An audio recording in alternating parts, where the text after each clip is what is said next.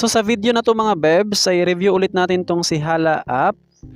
Ayan, sa mga baguhan dyan, itong si Hala app ay isa nga po siyang voice streaming application.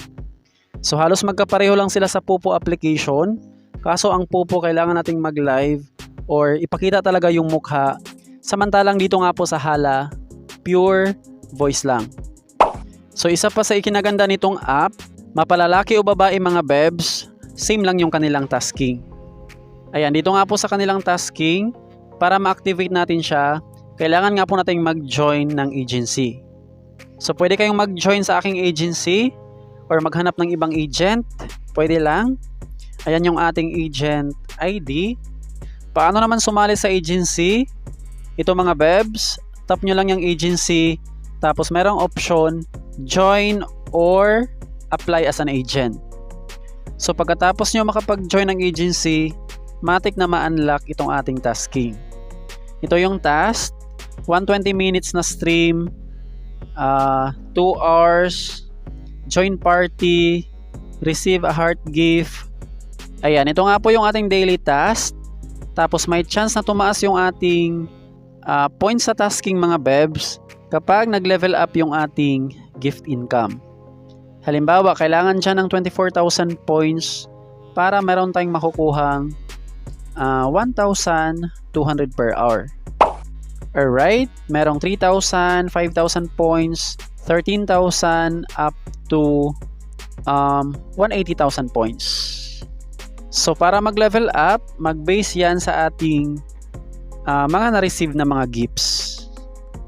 So ito yung ating points sa cash out. Bago makapag-cash out, yung kailangan dyan na points is 100,000. So yung 100,000 points is equal to $10. Ayan, currency type. Pipiliin natin yung Philippines. Sa method, GCash, dalawa lang siya. Merong Paymaya. And then, meron silang bawas na 3%.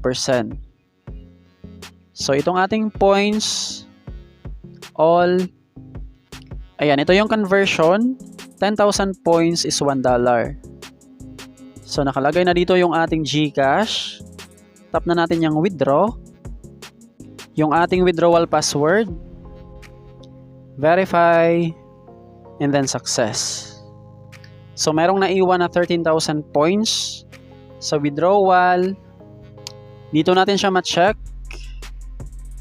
Ayan, cash out. So ito yung status ng ating withdrawal, which is normal. Later mag-pending yan, tapos mag-success. So kapag success na, meaning pumasok na nga po siya sa ating GCash account. Ito pala yung ating mga previous cash out. Legit na legit yan mga bebs. Mabilis lang din sila mag-process ng payout. Ito siya, $10, 10, 10. Pinakamalaki ko dyan, $50 or 2,667. Tapos ito naman yung ating pinakaunang cash out.